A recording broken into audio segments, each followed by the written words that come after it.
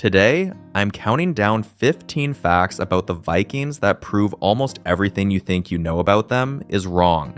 Not raiders with horned helmets torching monasteries, an advanced civilization with a sophisticated culture that reached further, built more, and thought harder than the history books ever gave them credit for.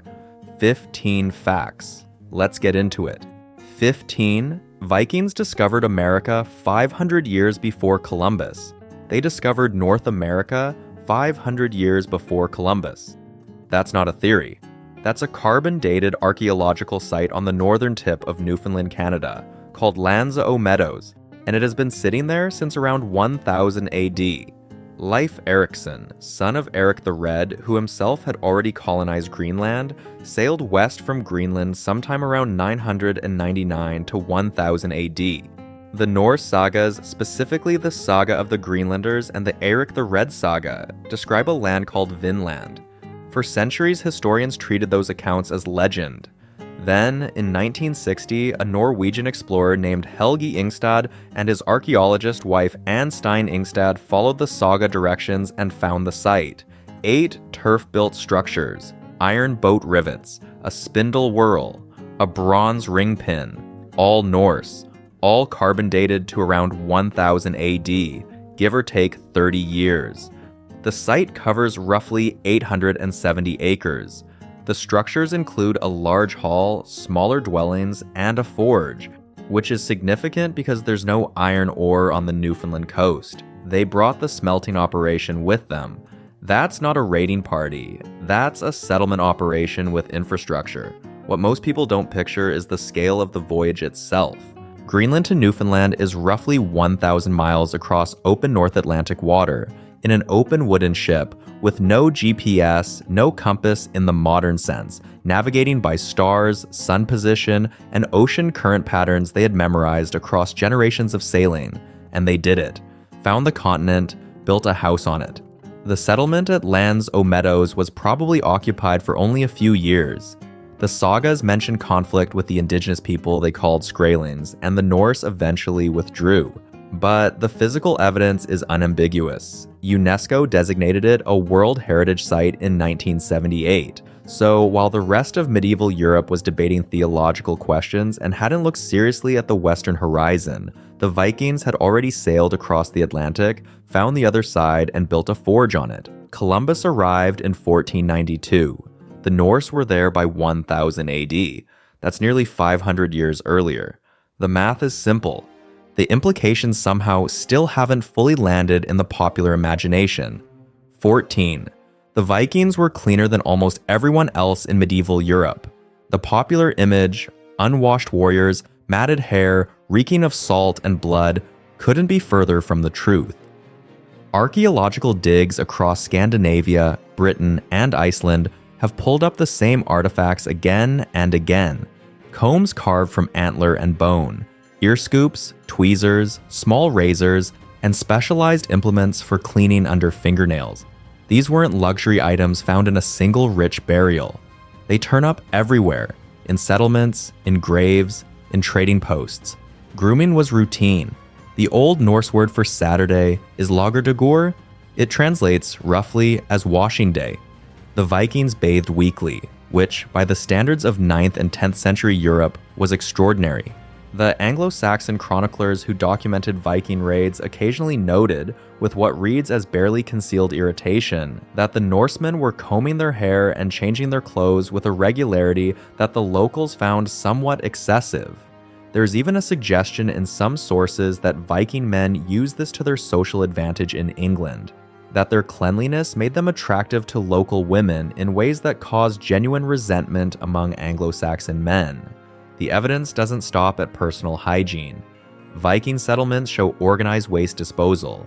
Excavations at Hedeby, one of the major Norse trading towns located in what is now northern Germany, reveal drainage systems and designated refuse areas. That's urban planning. Not sophisticated by modern standards, but deliberate. Considered. The opposite of the chaotic, filth-soaked image that centuries of hostile chronicle writing left behind. Some of this reputation came directly from the people writing about them. Christian monks whose monasteries were being raided weren't producing balanced ethnographies.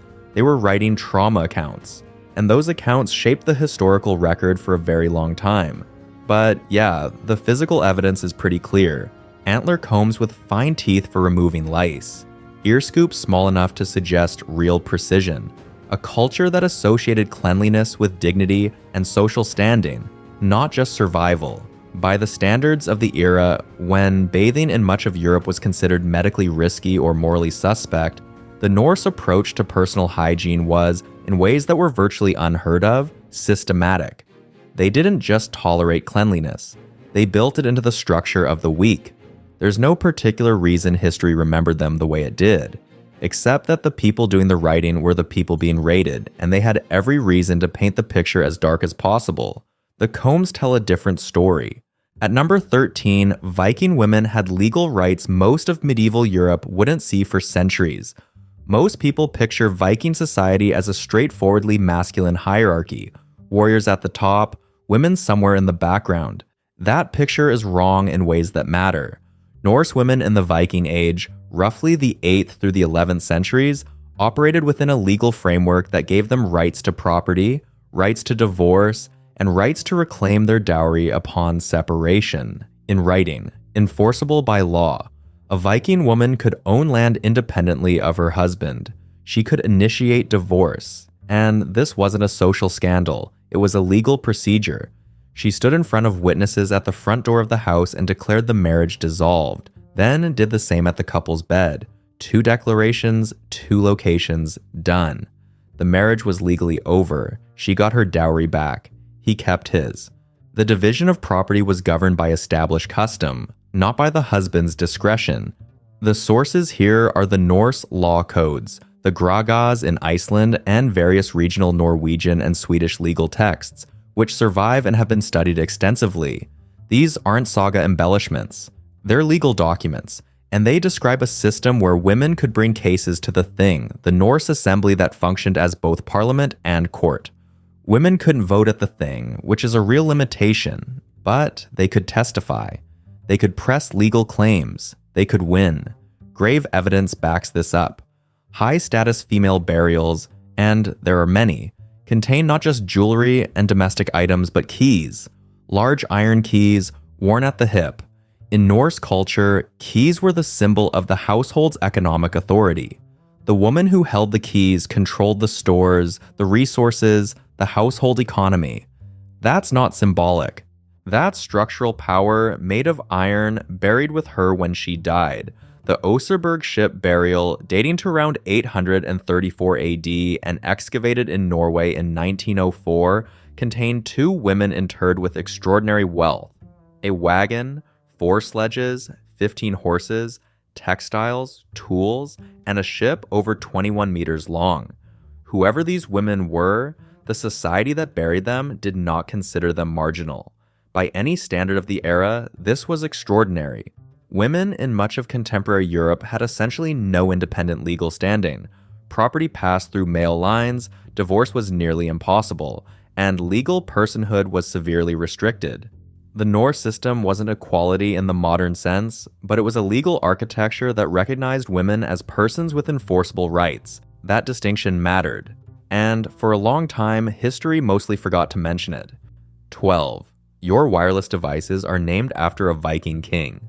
The next time you pair your earbuds or connect a keyboard, you're invoking a 10th century Danish monarch. Harald Gormson, known as Harald Bluetooth, ruled Denmark from roughly 958 to 986 AD. He unified the warring Danish tribes into a single kingdom and converted them to Christianity, consolidating, connecting, bringing separate things under one signal. That's the metaphor. That's why his name is on your phone. In 1996, a group of engineers from Ericsson, Nokia, Intel, and IBM were meeting to develop a short-range wireless communication standard. They needed a code name for the project. Jim Kardash, an Intel engineer who was reading a historical novel about Harald Bluetooth at the time, proposed the name as a placeholder. A king who had united disparate Norse tribes applied to a technology that would unite disparate devices and communication protocols. The name stuck. What was meant to be temporary became the global standard. The logo is not arbitrary either. It's a bind rune, 2 Norse runic letters overlaid on each other. The runes are Hegel and Bjarken, the runic initials of Harald Bluetooth in the Elder Futhark alphabet. So the symbol sitting on your laptop, your car dashboard, your headphones, that's a Viking king's monogram, rendered in a writing system that predates the Roman alphabet's arrival in Scandinavia. It's been on more devices than any other symbol in human history, and most people have no idea what they're looking at. Harald himself was a significant figure by the standards of his era. He completed the Christianization of Denmark, built some of the earliest ring fortresses, the Trelleborg fortresses, circular military installations constructed to precise geometric specifications, and erected the Jelling Stones, 2 large rune stones in Jutland that are sometimes called the birth certificate of Denmark. One of those stones describes him as the king who won for himself all of Denmark and Norway and made the Danes Christian. That's the inscription, still standing.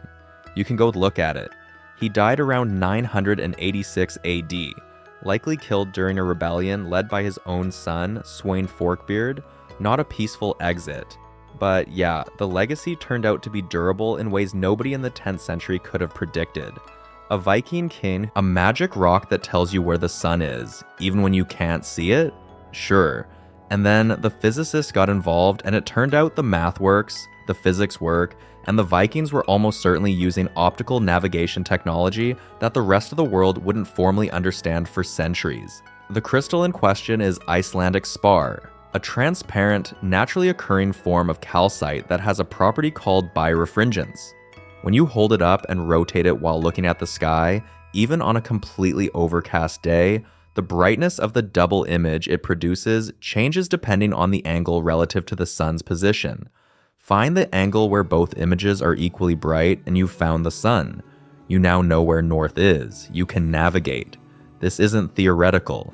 In 2013, researchers published a study in the Proceedings of the Royal Society, confirming that Icelandic spar can locate the sun to within a few degrees of accuracy, even under heavy cloud cover and at twilight.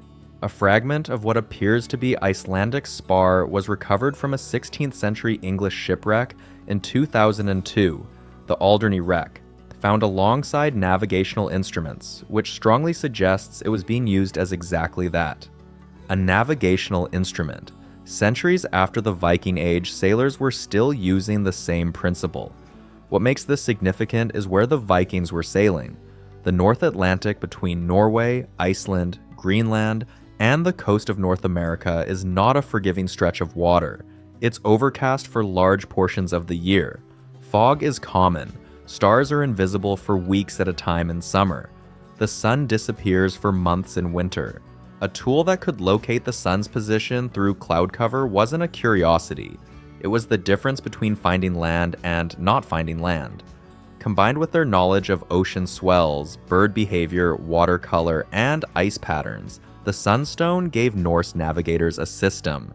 Not a single instrument, but an integrated set of techniques, each compensating for conditions where the others failed.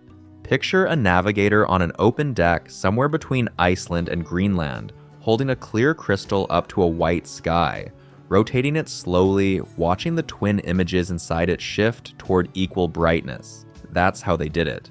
The sagas describe the Sunstone being used by Saint Olaf's sailors in the 11th century.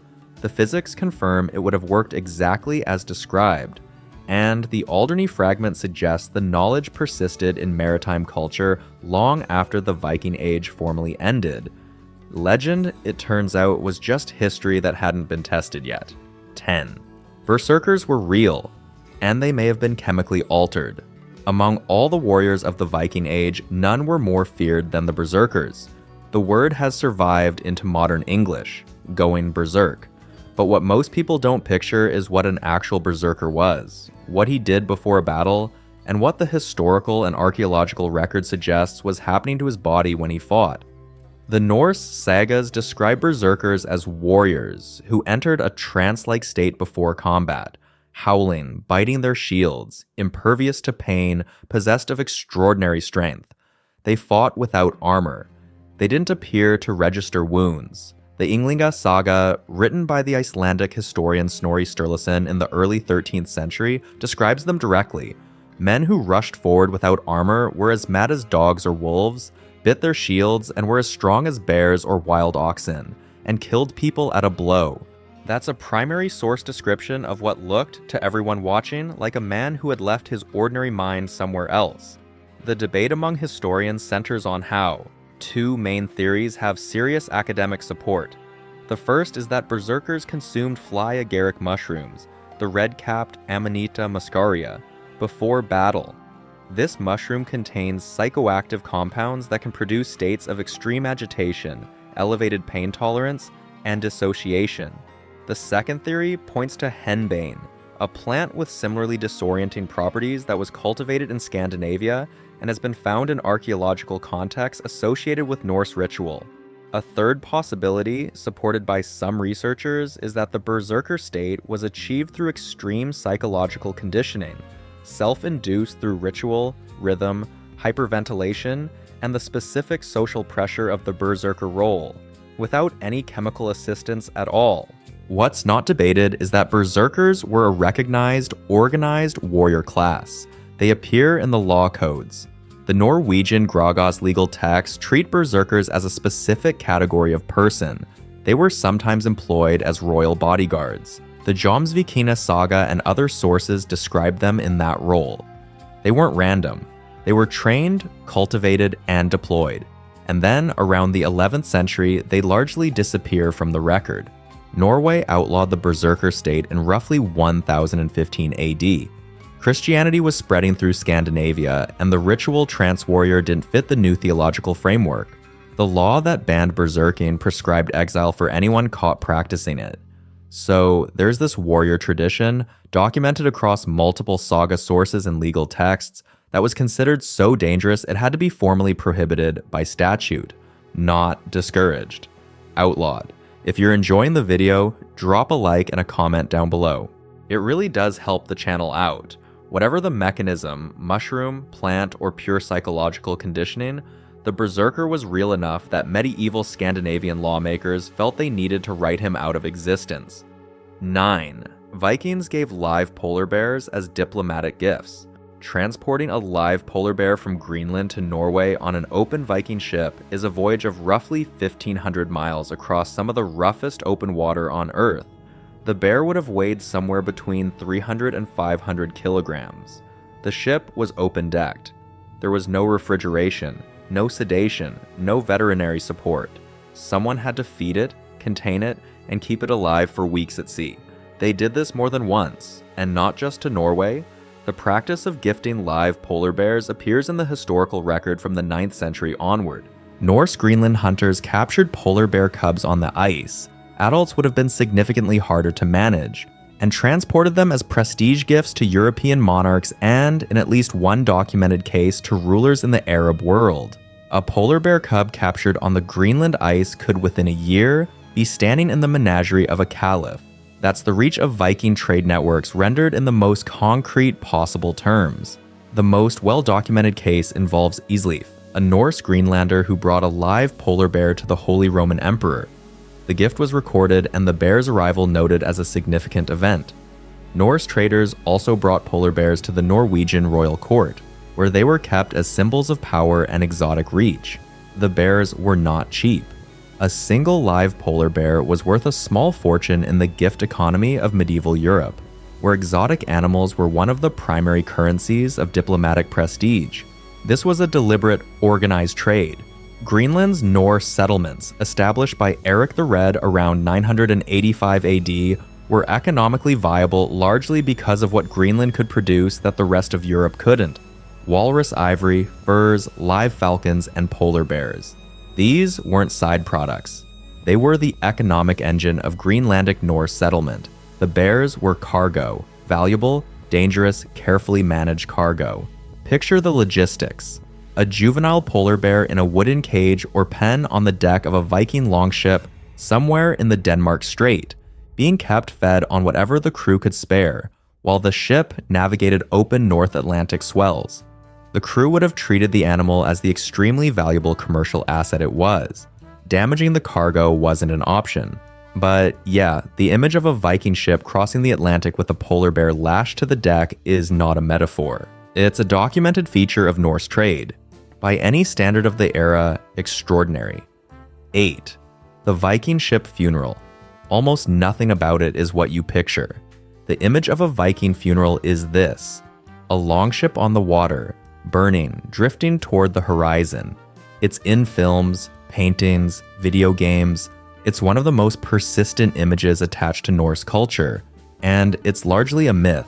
The actual Viking ship funeral was something considerably stranger, more elaborate, and more archaeologically verifiable than the cinematic version, and the real thing is more interesting.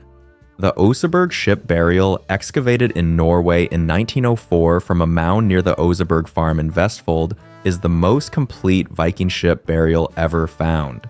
The ship itself is over 21 meters long, roughly the length of a tennis court, clinker built from oak planks with a beautifully carved prow.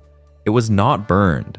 It was buried, dragged inland, loaded with grave goods, and covered under a massive earthen mound that preserved it for over 1,000 years. Inside were 2 women. One was older, estimated to be between 70 and 80 years of age at death, with severe arthritis in her joints. The other was younger, somewhere in her 50s. Their identities remain debated. One theory holds that the older woman was a high-status queen or vulva, a Norse ritual specialist. What's not debated is the wealth surrounding them. The burial contained a wagon, the only complete Viking Age wagon ever found.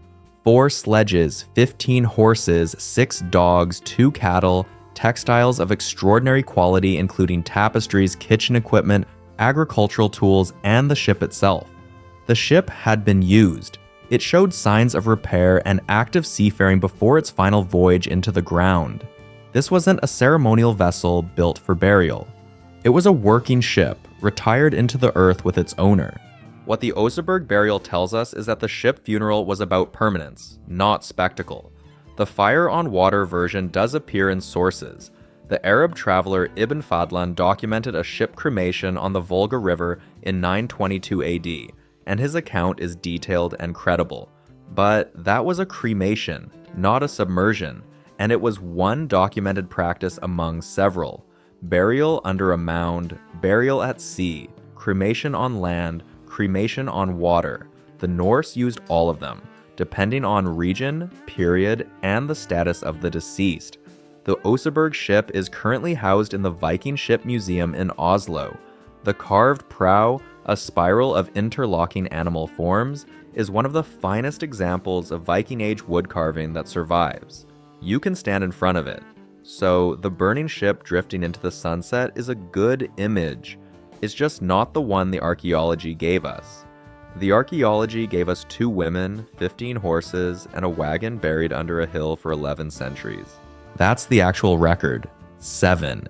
Vikings reached Baghdad, and they left with silver. When people imagine the geographical reach of the Vikings, they typically picture the North Atlantic, Norway to Iceland to Greenland to North America. That's the Western Arc. What most people don't picture is the Eastern one, a network of river routes cutting south through what is now Russia, down through the Caspian Sea, and into the heart of the Islamic world. The Vikings didn't just raid Western Europe. They traded with the Abbasid Caliphate. The route is called the Volga Trade Road. Norse traders, referred to in Eastern sources as the Rus, pushed their longships south from the Baltic, portaging overland between river systems when they had to, hauling boats across land on log rollers between watersheds. The Volga River carried them to the Caspian Sea. From there, overland and river routes connected to Baghdad, then the largest and wealthiest city on earth, the capital of the Abbasid Caliphate under its golden age of trade and scholarship. What the Norse brought south was fur, sable, beaver, fox, along with slaves, amber, and honey. What they brought back was silver, specifically Islamic silver dirhams, minted in the mints of the Abbasid and Samanid caliphates. These coins have been found in Scandinavian hoards in quantities that are genuinely staggering. More than 85,000 Islamic silver coins have been recovered from Viking Age Scandinavia. 85,000. The largest single hoard, found on the Swedish island of Gotland, contained over 14,000 coins, weights, and silver fragments. A merchant's working capital, buried and never recovered by its owner. The Arab traveler and diplomat Ibn Fadlan encountered a group of Rus traders on the Volga in 921 AD and wrote one of the most detailed first-hand accounts of Norse people that survives. He described their physical appearance, their clothing, their hygiene, their burial practices. He was not entirely complimentary, but he was specific, and his account has been corroborated by archaeology at multiple points. The trade network this represents wasn't casual. Norse merchants were operating regular commercial routes across roughly 3,000 miles of river, steppe, and sea, from the Baltic coast to the Caspian, in the 9th and 10th centuries. They established trading posts along the way. Some of those posts became cities. Novgorod and Kiev both have Norse origins embedded in their early histories, established as waypoints on a trade route that connected the fir forests of Scandinavia to the silver mines of Central Asia. The coins are the clearest evidence. You don't accumulate 85,000 Islamic silver coins through occasional contact. You accumulate them through sustained, organized, transcontinental commerce across multiple generations. Raiding gets the headlines. The trade routes built the economy. 6. The Vikings didn't just destroy cities. They built them. So the Vikings are famous for destroying cities. Lindisfarne in 793. Paris raided multiple times across the 9th century. The monastery at Iona. The historical record of Viking raids on existing settlements is long and well documented, but what's less well known is that the same people who raided urban centers also founded them. And some of the cities they established are still standing, still functioning, still major European capitals today. Dublin is the clearest case. The Norse established a longfort, a fortified ship harbor on the River Liffey in 841 AD. It wasn't the first settlement on the site, but the Norse turned it into a functioning urban center with a slave market, a mint, and organized street layouts. By the 10th century, Dublin was one of the most important Viking trading towns in the North Atlantic world. The city that exists today, with its street grid in the Old Town, its place names, its river orientation, carries that Norse foundation in its bones. The Irish word for Dublin's Old Norse town, Dyflin, is where the modern name comes from. Kiev is the other major case. The Varangian Rus, Norse traders and warriors operating the eastern river routes, established control over Kiev in the late 9th century. The Primary Chronicle, a medieval Rus historical text, records that Oleg of Novgorod captured Kiev around 882 AD and declared it the capital of the Rus state. The Norse didn't just pass through.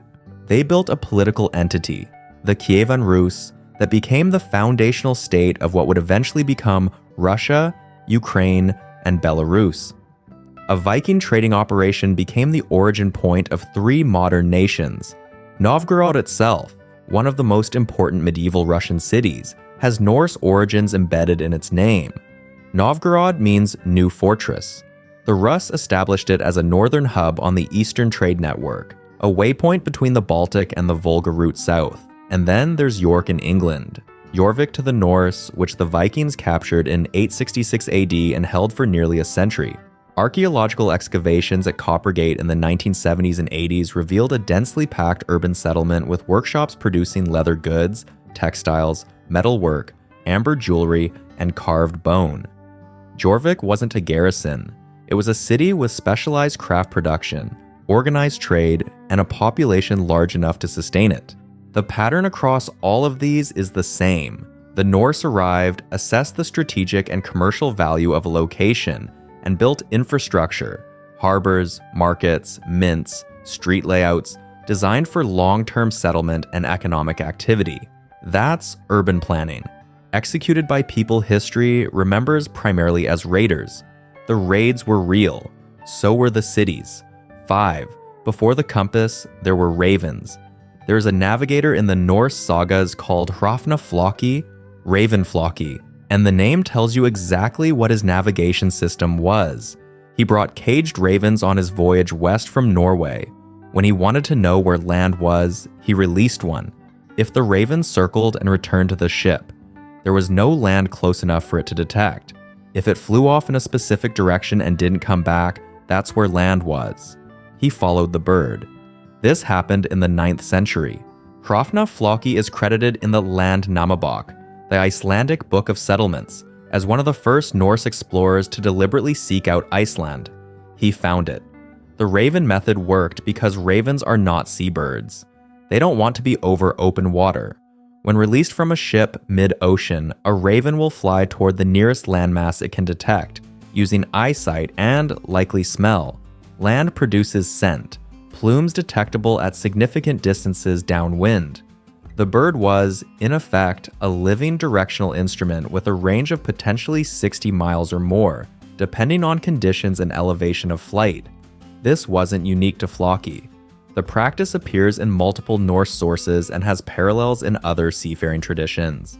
The Hebrew Bible describes Noah releasing a raven and then a dove from the ark for exactly the same purpose, but the Norse systematized it. They brought multiple birds specifically for navigation, kept them in cages on deck, and released them sequentially to triangulate position relative to land. What this tells us about Viking navigation is that it was a layered system, not a single tool, but a kit of methods deployed in combination. Ocean swell patterns, read through the hull of the ship, indicated direction relative to prevailing swells. Watercolor and temperature indicated proximity to coastlines and river outflows. Bird species observed in flight indicated how far from land the ship was. Certain species don't venture beyond specific distances from shore. And then the raven, released deliberately, gave a directional bearing when other methods couldn't. Picture the deck of a Norse nar, the broad-beamed cargo ship used for ocean crossings, somewhere in the open North Atlantic, out of sight of any land, under an overcast sky with no stars visible. The navigator opens a cage. The raven lifts off, circles once, twice, and then sets a course to the northwest and doesn't come back. The ship turns northwest. That's navigation without instruments, or rather, with a biological instrument that had been specifically selected and transported for the purpose. Hrafna Flóki eventually reached Iceland, wintered there, lost his livestock to a harsh season, and sailed home. He reportedly named the island Iceland after seeing a fjord full of drift ice. The name stuck. The ravens got him there. 4. The Byzantine Emperor's personal bodyguard was Viking. In the year 988 AD, the Byzantine Emperor Basil II was in serious trouble. He just survived 2 major military revolts, his army was depleted, and he needed reliable soldiers, men whose loyalty was to their paycheck and their oath, not to Byzantine court politics. He sent to Vladimir of Kiev, the Rus prince, and asked for troops. Vladimir sent 6,000 Varangian warriors, Norse fighters, Vikings essentially, operating out of the eastern Rus territories. They were so effective that Basil formalized the arrangement. The Varangian Guard became the Byzantine Emperor's elite personal bodyguard, the most prestigious military unit in the empire, and it remained a Norse-dominated force for well over a century. The name Varangian comes from the Old Norse Varinjar, meaning something like men of the pledge, warriors bound by oath, and that oath was the point. The Varangians had no stake in Byzantine dynastic politics. They weren't from noble families with court ambitions. They were professional soldiers from the far north who fought for pay and reputation, and their loyalty was to the emperor personally, not to whatever faction happened to be maneuvering for power that week. In a court where assassination and palace coups were recurring features of political life, that kind of detached, oath-bound professionalism was genuinely valuable. The guard was stationed in Constantinople, the largest and wealthiest city in the medieval world, a city of perhaps 400,000 people with the Hagia Sophia at its center, walls that had held against sieges for centuries, and a level of material sophistication that would have been unlike anything most of the Varangians had encountered at home. They were paid in gold. They had access to the imperial treasury. When an emperor died, the Varangians had the traditional right to help themselves to the treasury, a practice called palace pillaging, before the new emperor was formally established. It was institutionalized, written into their terms of service. Harald Hardrada served in the Varangian Guard in the 1030s and 1040s before returning to Norway and eventually becoming King of Norway in 1046. He fought across the Byzantine Empire, in Anatolia, in Bulgaria, in Sicily, accumulating wealth and military experience before sailing home. He later invaded England in 1066 and was killed at the Battle of Stamford Bridge, weeks before the Norman conquest. His career arc, Varangian Guard to King of Norway to Invasion of England, is kind of a compressed summary of how far a Norse warrior could travel, literally and socially, in a single lifetime. The Guard remained active with shifting composition into the 13th century. By then, it included Anglo-Saxons who'd fled England after the Norman conquest, which gives you a Guard that was simultaneously Norse in origin and Anglo-Saxon in later membership, both groups displaced by the same event, ending up in the same unit in Constantinople. That's a detail history doesn't always bother to mention, but it's in the record. 3. A Viking guardsman carved his name into the Hagia Sophia. Inside the Hagia Sophia in Istanbul, built by the Byzantine Emperor Justinian in 537 AD, one of the largest and most technically sophisticated buildings constructed anywhere in the world for nearly 1,000 years, there is a marble balustrade on the upper gallery, and scratched into that marble in runic script is an inscription. It reads, roughly, Halfdan carved these runes. That's it. A name, a verb, a material trace. Halfdan was almost certainly a member of the Varangian Guard, a Norse warrior serving as part of the Byzantine Emperor's elite bodyguard, stationed in Constantinople, apparently bored enough during some ceremony or duty rotation in the upper gallery to take out a blade and scratch his name into one of the most important buildings on Earth. The inscription dates to somewhere in the 9th or 10th century. The exact date can't be confirmed, but the runic script is consistent with that period. There's a second runic inscription in the Hagia Sophia as well, on a nearby section of the same balustrade. It's more damaged, only fragments are legible, possibly including the name Ari. So Halfdan wasn't alone in this. There were at least 2 of them, scratching Norse runes into Byzantine marble, in a building that was simultaneously the greatest church in Christendom and the ceremonial heart of the most powerful empire in the medieval world. Think about what that image actually contains. A man from Scandinavia, from a culture that the rest of Europe broadly categorized as pagan raiders, standing in the upper gallery of the Hagia Sophia, employed by the Byzantine Emperor, looking out over a building whose dome rises 56 meters from the floor and spans over 30 meters across, lit by 40 windows around its base that make the dome appear to float. And his response to being in this place at this moment in history was to pull out something sharp and write his name on the railing. It's the Viking equivalent of just saying, "I was here." The inscription was first identified and studied by modern scholars in the 19th century. It's been examined multiple times since. The runic characters are clear enough to read, though the marble around them has been worn and damaged over the centuries. The Hagia Sophia has been a Byzantine church, an Ottoman mosque, a museum, and since 2020, a mosque again. It has outlasted every empire that claimed it. Halfdan's inscription has outlasted all of them too. He was a guardsman, probably. A mercenary from the Norse world who ended up in Constantinople because the eastern trade routes and the military labor market of the Viking Age put him there. He served his term, drew his pay in Byzantine gold, and at some point stood in the upper gallery of the most famous building in the medieval world, and decided that the appropriate response was to leave a mark. The marble he carved his name into has been standing for nearly 1,500 years. The runes are still there. The empire that employed him is gone. The religion that originally filled that building has been replaced twice over in that space. The civilization that commissioned the marble is dust. The name on the railing is not. 2. Viking swords contain steel that shouldn't have existed in medieval Europe. There's a sword type found in Viking Age graves and river deposits across northern Europe called the Ulfberht. The name is inlaid into the blade itself, in iron letters set into the steel, plus VLFBERHT+, and for a long time, historians assumed it was a brand name, a workshop mark, a prestige label. Then metallurgists started cutting into the surviving blades and analyzing what they were actually made of. What they found was a problem. The Ulfberht swords, the genuine ones, not the later copies, are made from crucible steel.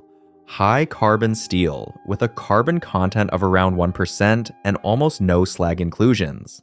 Slag is the impurity that medieval European smelting couldn't remove.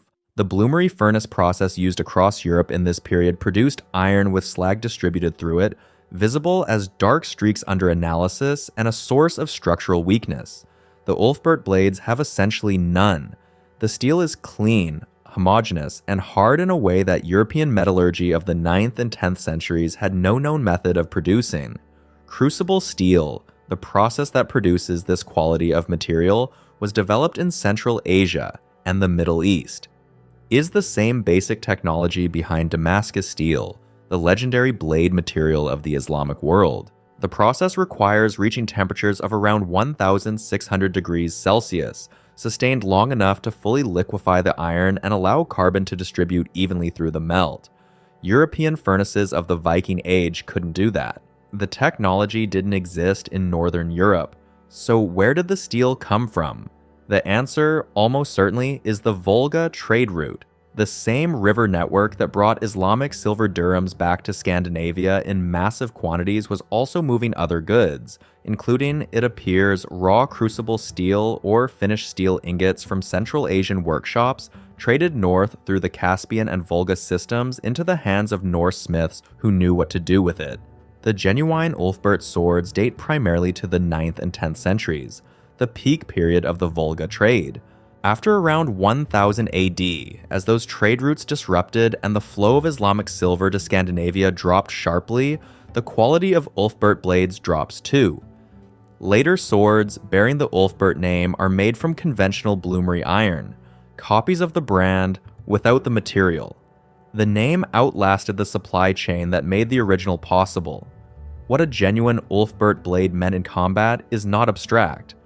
A sword made from high-carbon crucible steel is harder, holds an edge longer, and is significantly more flexible than a bloomery iron blade, less likely to snap under lateral stress, more likely to bend and recover.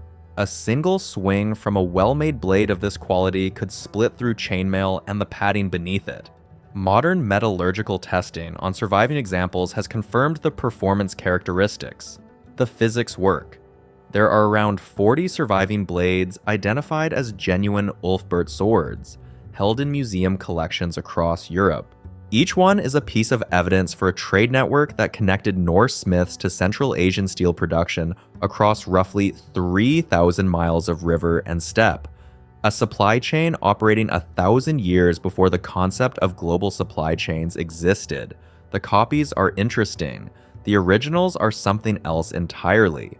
A sword made in Scandinavia from steel produced in Central Asia, carried by a Norse warrior into battle in Francia or England or the Byzantine Empire, that object is, in a very literal sense, a product of the medieval world's most extensive long-distance trade network, forged into a weapon and put to use at the sharp end of history.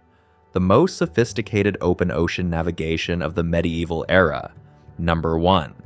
Recovered from the ruins of a Norse convent in Undertok, Greenland in 1948, there's a small wooden disc, roughly 7 centimeters across, half of it missing, carved from what appears to be oak.